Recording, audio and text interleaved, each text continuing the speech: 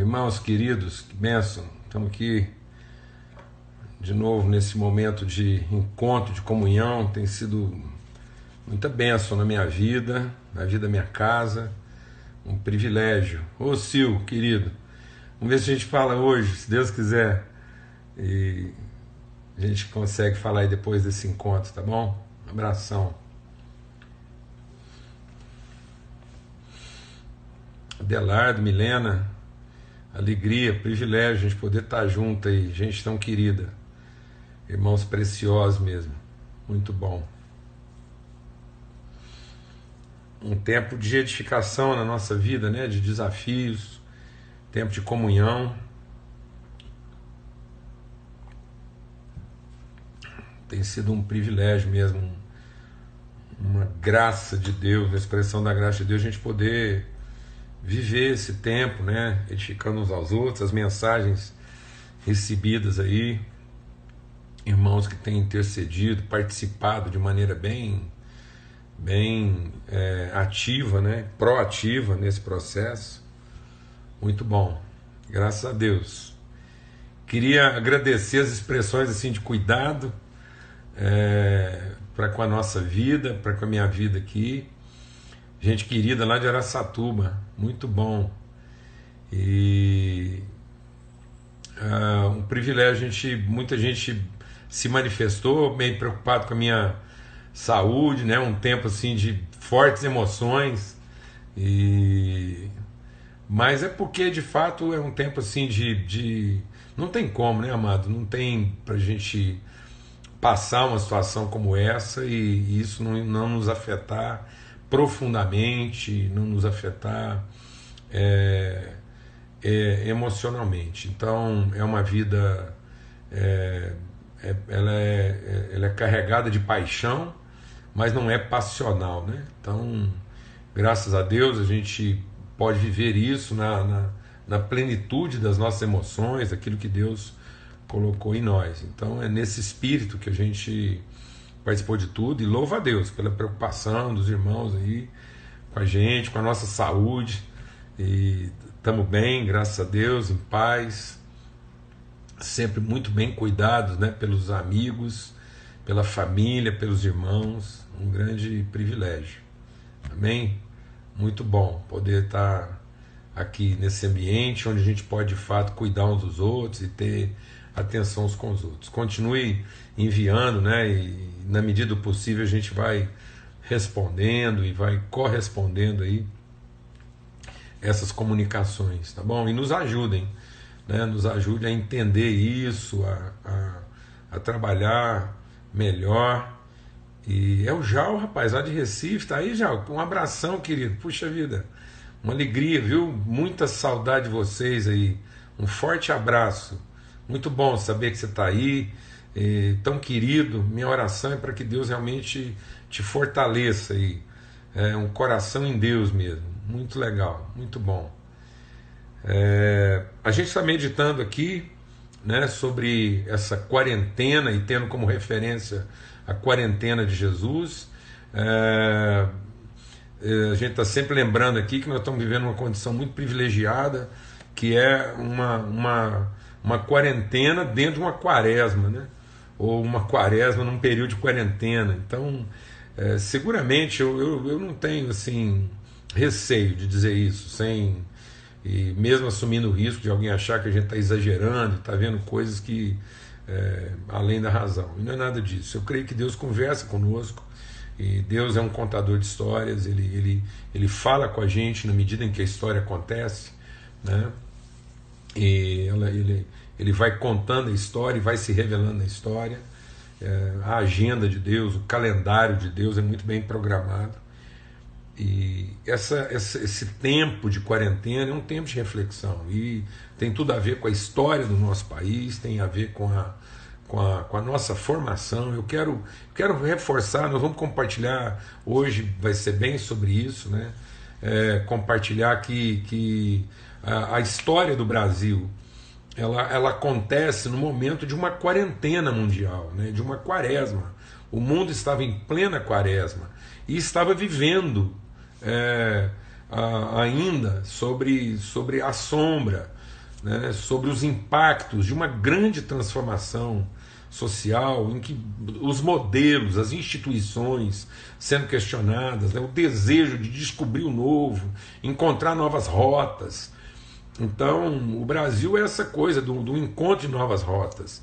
E o curioso é que a gente sabe da nossa história é que houve uma condução, né? Houve um vento. A rota não foi uma rota traçada pelo homem. Nós somos descobertos numa rota totalmente inusitada. Então, o mundo conhecido, o mundo dito civilizado, o mundo que estava vivendo, o mundo que se autoconhecia e que vivia já uma organização social cosmopolita, tomou ciência da gente a partir de um desvio, né, de um vento. É uma condução mesmo, uma condução sobrenatural, e que veio dar aqui exatamente num tempo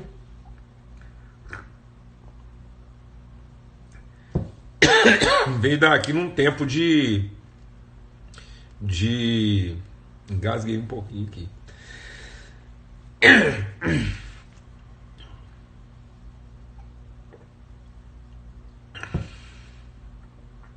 Veio daqui num tempo de revisão, de desejo de encontrar o novo, né, de se ressignificar. Amém? Então nós temos tudo a ver com isso, né? A humanidade querendo encontrar outras perspectivas, outras rotas, outros caminhos. E nós fazemos parte disso. Então é muito relevante a gente incluir tudo isso como parte da nossa história, da formação do nosso povo. Um povo formado numa perspectiva totalmente cosmopolita, uma miscigenação de culturas, de raças. Há pouco tempo eu perguntei para um grupo de amigos, né, homens de Deus, líderes, eu perguntei se... Está um pouco difícil aqui agora, mas a gente vai vencendo. Eu perguntei se a gente imaginasse o culto que João viu lá, aquele culto final, né? Aquele momento em que aquela multidão está reunida em louvor a Deus, em louvor ao Cordeiro, gente de toda tribo, língua, povo, raça e nação. Se a gente tivesse que escolher um endereço no planeta, se aquela reunião estivesse acontecendo hoje e ela tivesse que ser endereçada em algum país no planeta, onde é que seria esse lugar? Seguramente seria no Brasil. Então nós não teríamos nenhum outro espaço delimitado de terra no mundo hoje onde aquilo poderia acontecer. Amém? Então a nossa reflexão, esse momento para o Brasil é crucial. É importante que a gente entenda tudo que está acontecendo aqui no Brasil como... Aí, tem gente já recomendando aí, bebe água e dá uma pausa. Eu estou tentando aqui, né? Então vamos lá, mais água e uma pausa. Eu estou achando a coisa melhor do mundo, essa interação aí. Não é café não, isso aqui é água.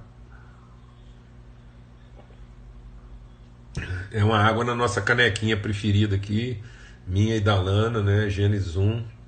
Ele nos criou a sua imagem e semelhança, homem e mulher os criou, né? Benção. É água mesmo. E a gente vai tentar falar mais alto. Já tem gente falando aí que o volume está meio baixo. E vamos tentar melhorar aqui, tá bom? Deixa eu ver aqui se a gente melhora. Pronto.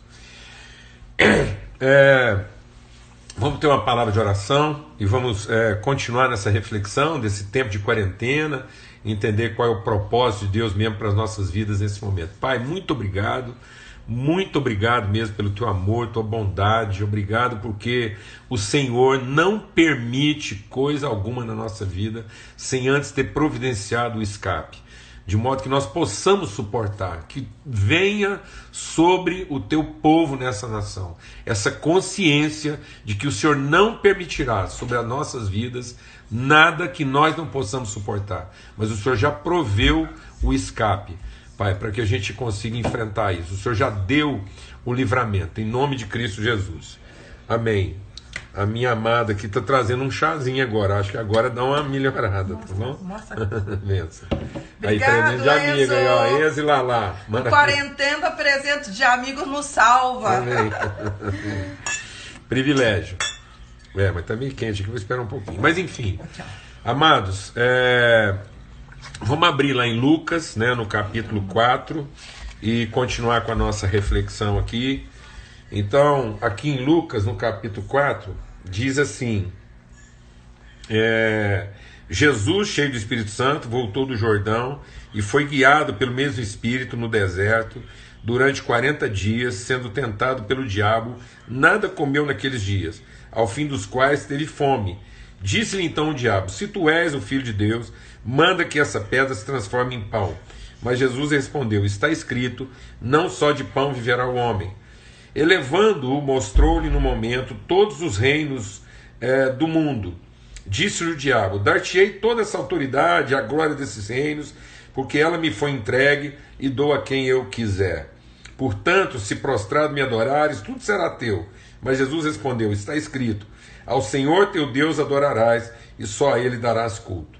Então o levou a Jerusalém, colocou-o sobre o pináculo do templo, e disse: se tu és o Filho de Deus, atira-te daqui para baixo, porque está escrito: aos teus anjos ordenará a teu respeito que te guardem, e eles se sustentarão nas suas mãos, para que não tropeces em alguma pedra. Respondeu-lhe Jesus: dito está, não tentarás o Senhor teu Deus. Passadas que foram as tentações de toda sorte, apartou-se dele o diabo até o momento oportuno. Amados, é essencial que a gente entenda que a missão de Deus não nos deu uma missão, nós somos a missão de Deus. Deus nos deu um trabalho, Deus nos deu um ambiente de trabalho, Deus nos chamou para um trabalho, Deus chamou a gente para trabalhar com Ele.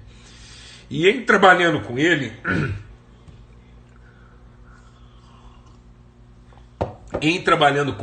Ele está nos desenvolvendo, Ele está nos formando. A missão de Deus é nos transformar à imagem de quem Ele é, de modo que suas virtudes, a sua natureza possam ser manifestas, possam ser reveladas. Amém?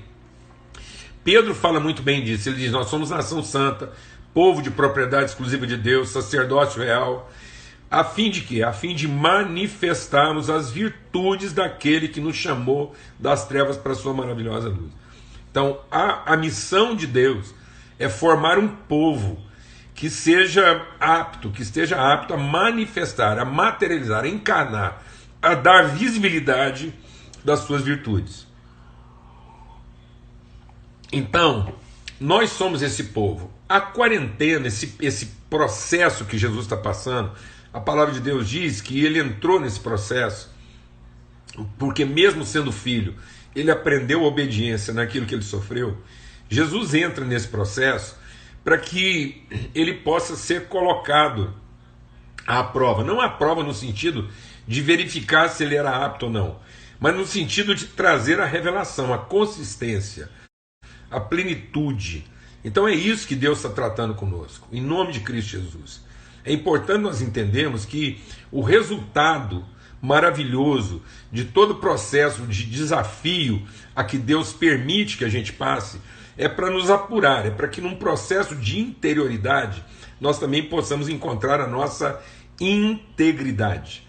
Então o processo da quarentena é para que toda a criação de Deus esteja integralmente submetida à sua vontade. Essa é a nossa vida.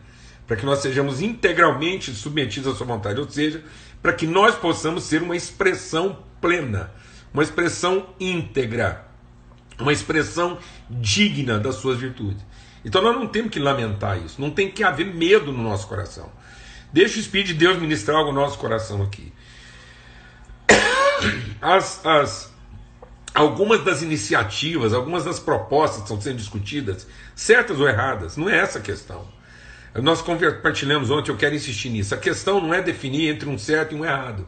A questão é o espírito, é a motivação. Enquanto a motivação for medo, nós não vamos experimentar o perfeito amor. Então, por medo, nós podemos ir para a caverna. E por medo, nós podemos também buscar acudir ou atender alguma coisa, porque nós achamos que aquilo pode comprometer a nossa existência.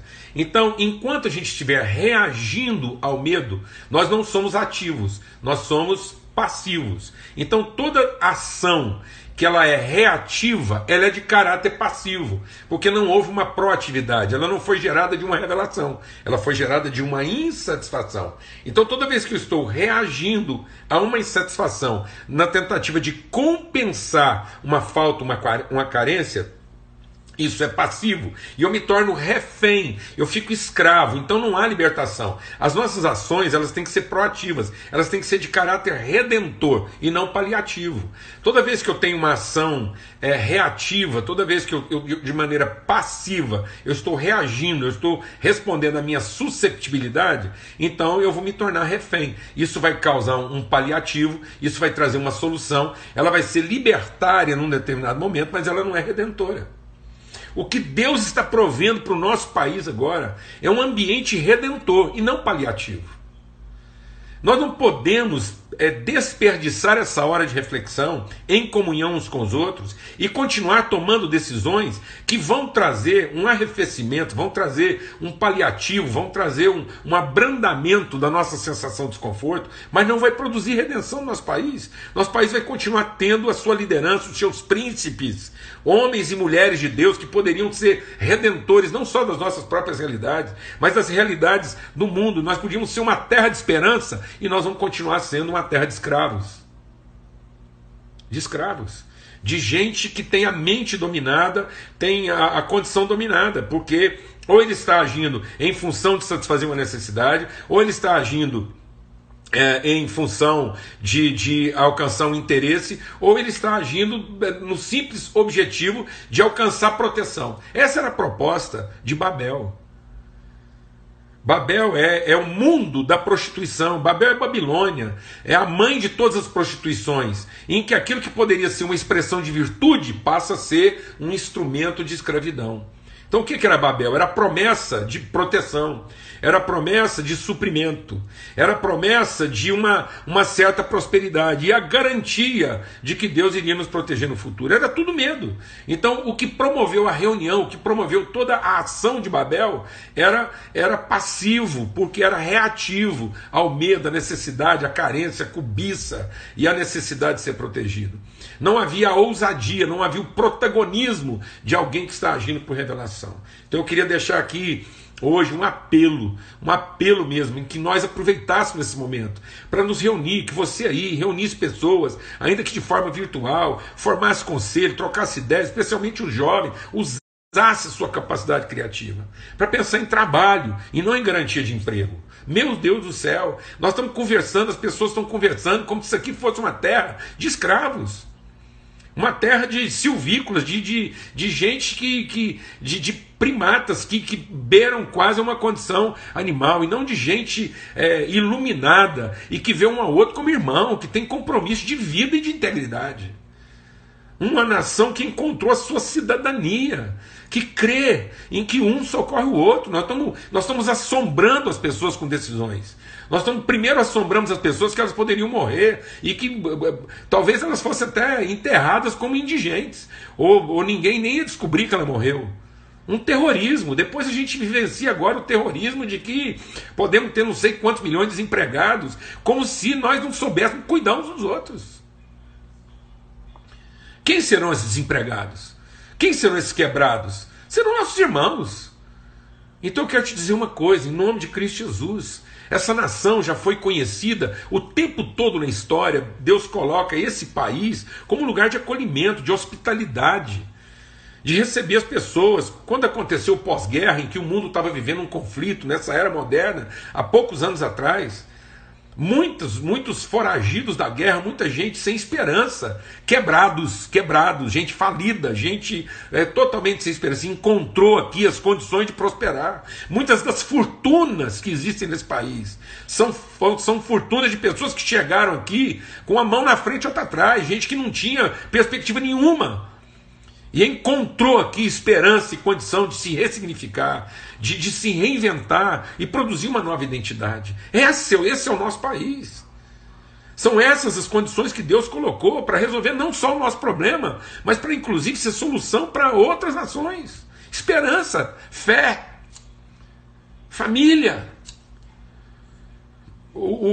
Quem está liderando hoje o processo de socorro, quem está liderando o processo de atendimento na área da saúde, em São Paulo, é o coordenador lá do Sírio-Libanês, e tem gente lá envolvida do Albert Einstein, Sírio-Libanês. Que é isso, amados? São judeus, sírios, libaneses que chegaram aqui há tempos atrás e encontraram aqui acolhimento, hospitalidade. Você sabe como é que começou o Sírio-Libanês? Aliás, diga-se de passagem, deve ser um dos únicos lugares do mundo em que você tem uma instituição chamada Sírio-Libanesa. Porque em qualquer outro lugar do planeta, sírios e libaneses não se falam. São inimigos mortais. Um dos grandes conflitos centenários, milenares, é o conflito entre a Síria e o Líbano. Aqui eles são irmãos, tocam a mesma instituição e são cura e salvação para muita gente. Sabe como é que começou o Sírio-Libanês? Duas senhorinhas que mobilizaram a comunidade para levantar recursos, porque elas queriam criar um hospital filantrópico como sinal de gratidão à hospitalidade que elas encontraram aqui nesse país para refazerem suas vidas. Do que eu estou falando? Quem foi que roubou nossa esperança? Quem foi que fez a gente pensar como um cachorro, como um animal ou como um escravo? Onde que está a dignidade, a cidadania, a integridade? Nós como igreja, agora eu quero falar igreja, nós não tínhamos que estar discutindo formas de sobrevivência, nós tínhamos que estar apresentando de maneira protagonista esperança, solução, ensinando nossos jovens a ser solução, inventividade, criatividade, possibilidade, alternativas, luz. Nós tínhamos que estar aproveitando todo esse tempo, essa quarentena, não como quem está numa contagem regressiva para saber que hora nós vamos viver a vida antiga. De volta, nós vamos querer retomar o passado, deixando as coisas que ficam para trás. Nós avançamos para aquelas que estão diante de nós. Nós tínhamos que estar gastando o nosso tempo agora em criar, gerar, reinventar, ressignificar, trazer luz, ser protagonista, em nome de Cristo Jesus. Em nome de Cristo Jesus. Eu quero compartilhar minha experiência. Eu cresci dentro de uma joalheria. Meu pai era joalheiro, ourives, produzia joia. E volta e meia eu ficava lá nas oficinas lá dos ourives. Eu achava o máximo ficar lá. E aprendi muito sobre o ouro lá, né? Você sabia por que o ouro é um mineral assim? Por que ele é um dos balizamentos econômicos? Né? Porque, inclusive agora, vocês estão sabendo que com esse negócio aí da oscilação do dólar, muitas economias estão voltando a ter o ouro como referência. Por que o ouro foi passando de geração em geração? Porque a humanidade precisa de uma referência que se aproxime ao máximo de um absoluto. E o ouro é o mineral mais próximo que nós temos de uma coisa que não muda. Não muda. Esse é o valor. A sua ductibilidade, a sua capacidade de sofrer agressão, sofrer violência, sofrer abrasamento, sofrer intempéries e ele manter suas características. Então, ora, se a gente pensa que nós precisamos ter alguma coisa que no futuro represente uma referência de algo que não muda, o ouro é a coisa que mais se aproxima disso. Então, por isso que a palavra de Deus diz que a nossa vida, quando provada, ela se assemelha ao ouro, que purificada pelo fogo. Ora, o que é purificar o ouro com o fogo? É que quanto mais você queima o ouro, quanto mais você agride o ouro, mais ouro ele se torna.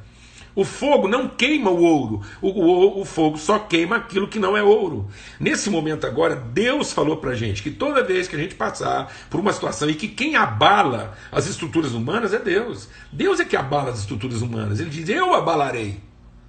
Eu abalarei. Sabe para que Deus abala? Para que as coisas abaláveis sejam abaladas e permaneçam as inabaláveis. E agora o que nós queremos? Nós queremos de novo colocar a nossa confiança naquilo que é abalável, ou queremos ganhar maturidade e ir construindo para nós realidades e formas de empreendedorismo sustentado que não sejam abalados? Que oportunidade Deus está dando para a gente como país, como nação. E as pessoas estão com pressa de voltar para a escravidão. Estão com pressa de buscar a garantia. A palavra de Deus diz: maldito o homem que faz do seu braço a sua força. Temos que voltar ao trabalho, mas não temos que voltar à escravidão. Enquanto nesse país nós estivemos associando trabalho a salário, tudo que nós pensamos e fazemos e pensamos como escravo. Porque só um escravo associa sua capacidade de trabalho à contemplação de salário. É o dia em que nós associamos trabalho à expressão de virtude, então nós viveremos uma sociedade próspera. Porque nós vamos encontrar no trabalho forma de gerar e comunicar virtude, e não garantir salário. Eu quero dizer uma coisa para você: a coisa mais insustentável na sociedade é emprego. A humanidade não vai conseguir produzir emprego em quantidade suficiente. A coisa mais sustentável na humanidade, no planeta em que a gente vive, é trabalho. Porque o próprio Deus, que podendo ficar à toa, resolveu trabalhar. Deus trabalha até hoje. Jesus diz: eu vim ao mundo para me envolver nos trabalhos do meu Pai. E o trabalho de Deus é para formar a pessoa, não é para garantir o patrimônio e nem para garantir a proteção, é para formar a pessoa, para que nós sejamos pessoas formadas em valor, em virtude, para que a nossa capacidade de trabalho traduza virtude e promova o outro, e promova uma sociedade digna e valorosa. Porque o homem que faz do seu braço a sua força e acha que o futuro dele depende da sua capacidade, ele vai entrar em depressão no fim. Nós estamos querendo seguir modelos de nações que estão em colapso emocional, colapso intelectual. Nós temos uma sociedade laboriosa, o Japão. Sabe o que o Japão é hoje? Uma sociedade ultra-organizada. É o campeão mundial de burnout. Sabe o que é burnout? A cabeça deles fundiu, queimou, é um fósforo queimado. É tanto pensamento e tanta pressão que deu um burnout, fritou, numa linguagem bem popular. Há um grande índice de japoneses com a cabeça fritada. Sabe quem é o campeão mundial de depressão no planeta? Sabe qual é o maior índice de depressão no planeta? Os Estados Unidos. E sabe quem é o campeão mundial de ansiedade? É o Brasil. Agora vê se isso combina. E da onde vem essa ansiedade? Porque nós não estamos percebendo as condições de trabalho que Deus nos deu. De gerar prosperidade, de ser uma nação acolhedora, de ter solução, de ter as condições favoráveis em que a gente possa ser uma terra, um lugar que promova a vida das pessoas, como sempre foi. Agora, muitas pessoas se enriqueceram, muitas pessoas fizeram fortuna porque encontraram aqui as condições. E não porque chegaram aqui ricas, mas porque chegaram aqui e encontraram condições de trabalhar e produzir. E ninguém estava garantindo o salário delas, mas havia um ambiente favorável para o trabalho. Então, por que o ouro é valoroso? Porque ele é dúctil. O que quer dizer isso? Quer dizer que o ouro, você pode submeter ele a qualquer esforço, ele vai ser sempre ouro. Então, uma primeira característica do ouro é que ele não oxida. Ou seja, ele não corrompe a sua natureza. Nós temos muitos outros metais, minerais aí que são bons, mas que oxidam. Então o ouro, por exemplo, é um ótimo condutor elétrico. A prata e o cobre são melhores condutores elétricos que o ouro, mas oxidam. O aço é mais duro, mas se ele for submetido a impacto ou uma variação de temperatura, naquele lugar onde ele sofreu impacto ou variação de temperatura, ele oxida. O ouro não. O ouro, você pode fazer uma lâmina tão fina de ouro que ela seja transparente. Talvez você não saiba, mas sabe aquele visor dos astronautas que estão lá submetidos a uma luz intensa? Aquele visor dos astronautas, ele é coberto com uma película transparente de ouro. É ouro que está ali. Você consegue imaginar um ouro sendo laminado de maneira tão fina até ele ficar transparente? Pois é possível. E aquilo é coberto com uma película transparente de ouro. De modo que ele vai perceber a luz, mas não vai sofrer os danos. É um filtro. É o melhor filtro que eles encontraram para meter os astronautas lá no espaço.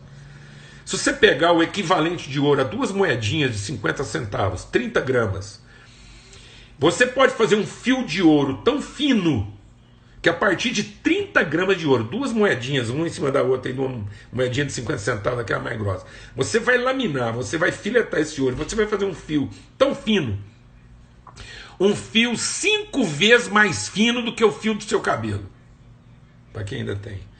Então, um fio de cabelo tem 5 microns. Um fio de cabelo tem de 60 a 100 microns. Você pode fazer um fio de ouro, é possível fazer um fio de ouro de 5 microns, ou seja, quase 10 vezes mais fino que um fio de cabelo. E num comprimento de 80 quilômetros. Então, se você pegar 30 gramas de ouro, você faz um fio de 80 quilômetros com 5 microns de espessura. Isso é o ouro. Isso é a nossa vida. Isso é a nossa vida. Nós podemos ficar quase que transparente de tanto ser laminado, mas a gente ainda é ouro e cumpre um propósito. Nós podemos sofrer impacto, fogo, agressão, pancada, que isso não muda nossas características, isso não corrompe nossa integridade. Nós podemos ser esticados até uma medida quase invisível, mais fino do que uma teia de aranha, mas estaremos lá, cumprindo a nossa função e o nosso propósito. Porque somos ainda mais do que ouro refinado pelo fogo. Então não perca essa oportunidade de aproveitar esse momento em que Deus está nos refinando como ouro, para que nós possamos, na nossa interioridade, também encontrar a nossa integridade. E que, como povo de Deus, a gente saia desse ringue, desse ambiente refém, de ter que ficar sofrendo os medos das pessoas e ter que ficar decidindo em qual medo é menor, qual medo é mais razoável, e apresentarmos luz para essa nação, apresentarmos direção, nos levantarmos como comunidade de Deus, nos levantarmos como povo de Deus, capaz de apresentar a direção para esse povo. Um povo comprometido com trabalho e não com salário. Um povo que não trabalha por uma condição escrava, como quem trabalha para sobreviver ou para garantir o seu direito, mas trabalha porque ama as pessoas e quer transformar a vida dessa nação num lugar digno. Não se deixe guiar por gente de mentalidade escrava. Não interessa quanto alguém teve que pagar para ter a sensação de liberdade. Se ele comprou isso, ele é um escravo alforriado. Escravo, alforriado, mais escravo. Deus não está nos alforriando como escravos. Deus nos adotou como filhos, para que, como filhos, nós sejamos a expressão da sua virtude em tudo aquilo que fizemos. E quando nós temos entendimento, a palavra de Deus diz: e tudo quanto fizermos será bem sucedido. O homem que teme a Deus vai rir do amanhã, porque o justo não faltará para ele as condições de continuar exercendo a sua justiça. Deus abençoe essa paciência aí. E foi difícil hoje aqui com esse negócio desse pigarro aqui, mas vamos ter uma palavra de oração. Hoje, apesar de toda a angústia, eu quero terminar esse tempo aqui com uma palavra de esperança mesmo, de alegria, de encorajamento. Encorajamento à sua criatividade, à sua inventividade, o seu protagonismo como filho e filha de Deus. Não deixe ninguém te assombrar, te amedrontar, não deixe ninguém te obrigar a trabalhar pelo salário. Não pense que algum dia você ficará desempregado. Eu não queria ultrapassar muito tempo, mas eu vou falar isso. Tem muita gente que às vezes me procura como pastor e fala assim: pastor, ora por mim aí, para mim arrumar um emprego. Eu falo: irmão, eu não vou te amaldiçoar. Orar para você arrumar um emprego é te amaldiçoar. Eu vou orar para você ganhar uma consciência de trabalho. Porque emprego é uma coisa que uma hora tem, outra hora não tem, mas trabalho tem toda hora. E digno é o trabalhador da sua provisão de sustento. E nós trabalhamos para um Pai que nunca vai nos desonrar. Deus nunca será devedor do nosso trabalho. Ele é o abençoador do nosso trabalho. Em nome de Cristo Jesus. Somos filhos de um Deus trabalhador. E o nosso irmão mais velho veio aqui para nos ensinar a trabalhar. Em nome de Cristo Jesus. Vamos ao trabalho. E para trabalhar não é onde nós estamos. Para trabalhar bem é quem nós somos. Porque José estava dentro de uma cadeia, uma quarentena forçada, e trabalhou. Preso injustamente. Paulo estava dentro de uma prisão e trabalhou. E Jesus estava crucificado, mãos e pés presos numa cruz, manietado, e trabalhou. E talvez tenha realizado o seu maior trabalho, seguramente, não talvez, realizou o seu maior trabalho, quando mãos e pés estavam impedidos de funcionar. Ninguém vai impedir você de ser um trabalhador bem-sucedido e alcançar o seu propósito. Nós podemos encontrar nessas vidas dificuldades, mas jamais impedimentos para cumprirmos o trabalho que Deus nos levantou para cumprir. Deus te abençoe, Deus nos abençoe. Comunidade trabalhadora, filhos de um Deus trabalhador. Vamos ao trabalho, irmãos. Deus mandou a gente orar pedindo trabalhadores. Eu queria hoje, nessa noite, orar para que Deus envie trabalhadores para essa nação. Gente que saia do seu viés religioso, gente que deixe de pensar como escravo, como empregado e assuma a sua natureza trabalhadora. Pai, muito obrigado porque os campos estão prontos e o Senhor nos ensinou a orar pedindo trabalhadores. E nessa noite eu queria pedir que a igreja do Senhor Jesus Cristo se levantasse como a comunidade dos trabalhadores, inventiva, criativa, inovadora, proativa, redentora, um povo que não está refém do medo do emprego ou da garantia do salário, mas um povo que ama trabalhar, disposto a trabalhar em qualquer condição, em qualquer situação. Um povo redentor, um povo que, ó Deus, conduz outras pessoas a um projeto de reconciliação contigo. Que haja mesmo um transbordar de esperança e disposição dos nossos corações. Que todos se levantem na sua capacidade inventiva, criadora, e aponte para esse país o caminho que ainda não foi visto. Que nós possamos, pela fé, trazer, ó Pai, à vida dessa nação a perspectiva daquilo que ainda não foi visto, aquilo que ainda não foi pensado. Tua palavra diz que a nossa fé não se baseia naquilo que é o visível. Porque as coisas visíveis, ó Pai, elas se corrompem, mas as invisíveis não se corrompem, elas permanecem para sempre. Então que a gente possa levantar nessa plena disposição de trabalho e sejamos a comunidade a trazer redenção para a vida dessa nação. No nome de Cristo Jesus. Amém e amém. Uma boa noite para todos. Até amanhã.